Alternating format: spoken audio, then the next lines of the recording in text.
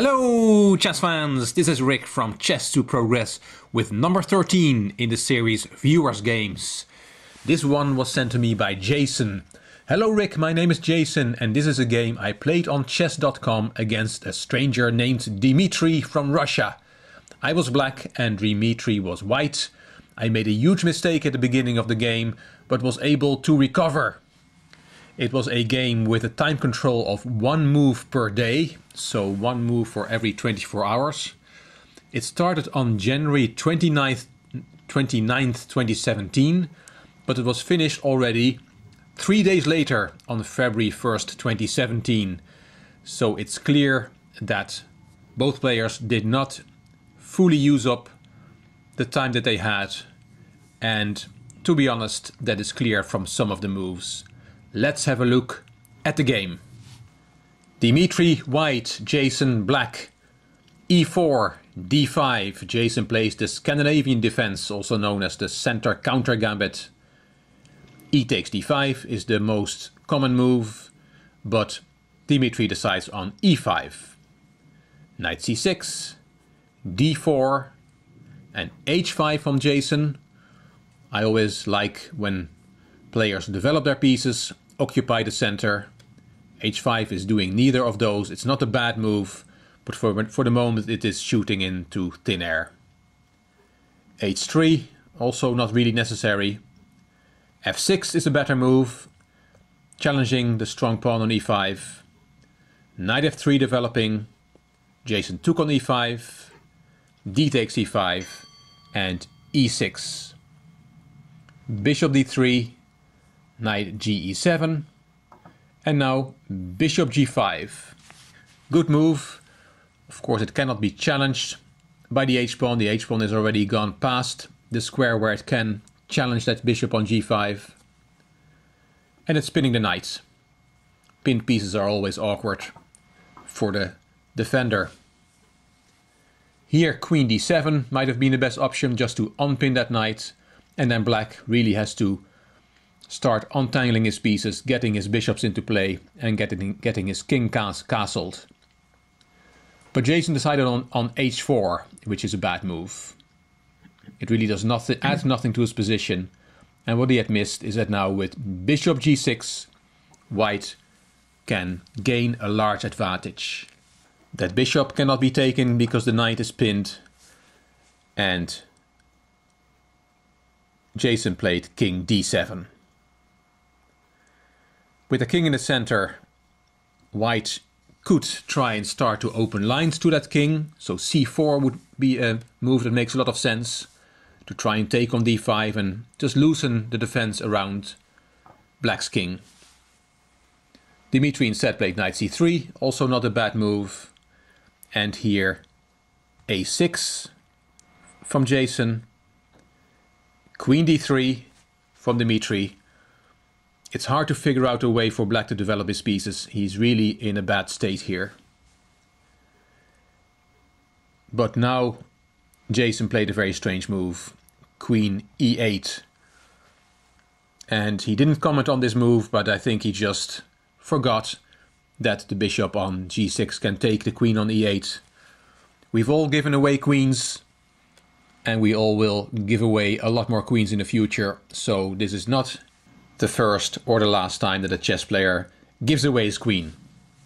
That queen was taken, king takes e8, white castles, knight b4, and queen d4. It looks like white has overlooked something. Knight takes c2 was played by Jason with a fork on the queen and the rook, but white has a way to refute this fork. And Dmitry found it. He played queen a4 check, not only checking the king but also attacking that knight on c2. So instead of black winning some material back, he loses that brave knight. Knight c6 to shield the check.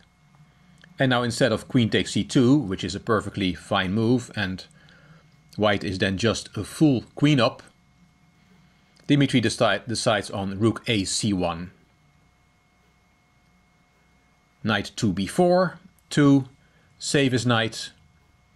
a3, kicking the knight, and b5, counter-attacking the queen. It shouldn't have really worked, this counter-attack, because white could have played knight takes b5, and then a takes b5, and the rook on a8 is unprotected. After queen takes a8, white has won even more material. Dmitry did not see that and went back with his queen to d1.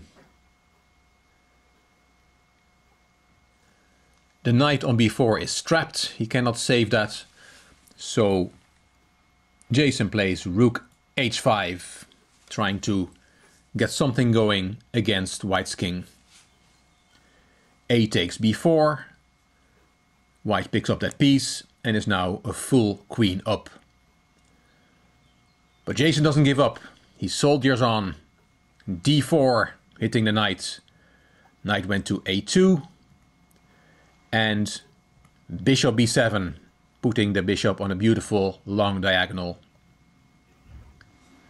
b3, knight takes e5, knight takes d5, rook takes g5, and now there is a strong threat against the g2 pawn. The rook and the bishop are both looking at that pawn, and that is a lethal combination. Dmitry completely overlooks this threat, plays queen takes d4, grabs a pawn, and has completely missed what's coming now. What he should have played instead of queen takes d4, well, any knight move is almost good enough. The knight is hanging, but knight f3 back, or knight c6 blocking the bishop diagonal, or knight g4 even, blocking the rook's line, would have been all more than sufficient. But after queen takes d4, Jason, our hero, is back in the game. Rook takes g2 check, and there's only one move for white. And then rook g4 with a discover check and attacking the queen. And after king h2, black could have gone for a move repetition with rook g2, but of course Jason doesn't do that. He takes a full queen and is now winning. Look at black's pieces. Suddenly, as by magic, all his pieces are now beautifully placed. Only 10 moves ago they were all crumbled up, stuck in a knot, but now the bishops are beautiful. When that bishop comes to d6, look at those bishops on b7 and d6, they're really wonderful, and the rooks have open files to work with. Black has a winning position. Here Dmitry takes a pawn, rook takes c7, attacking the bishop, and now a move like bishop d5 would have been very good, putting the bishop on a protected square. But Jason, who's back in the game, he's winning now, makes another mistake. He plays the bishop to f3, completely overlooking that there's a knight on e5 that can just capture that bishop. Backwards knight moves are sometimes difficult to see, but it's a pity that Jason, after having fought back so well, being a full queen down, now just puts a piece en prise, as we say.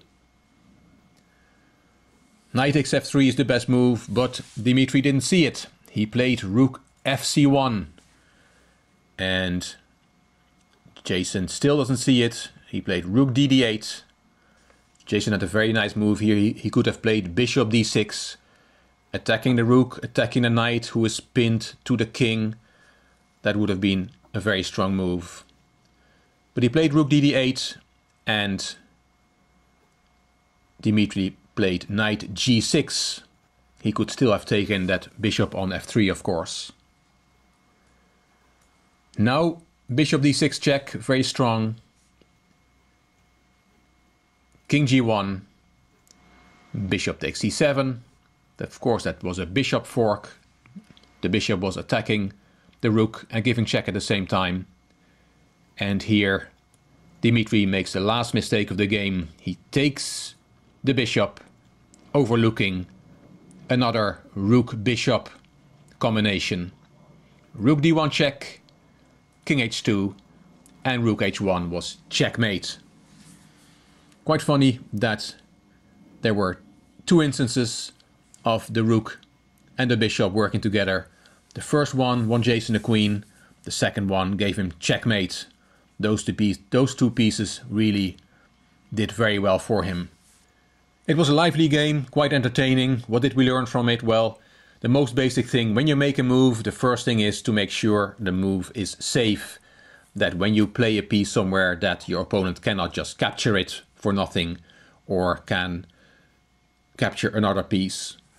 So when you make a move, always take a few seconds, and especially if you have a lot of time like in this game, just to make sure the move is safe and that there's no checks or captures or threats in the position that you need to deal with.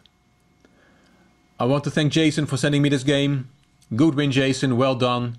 I admire your fighting spirit after having put your queen on priest, that you didn't give up, kept fighting, kept looking for chances, and when they came along, you took them.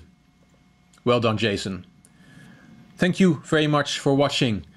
If you liked the video, please give it a thumbs up. Please subscribe to the Chess to Progress channel, and I'm looking forward to your comments. You also may want to check out my Chess to Impress channel. The link is in the description box.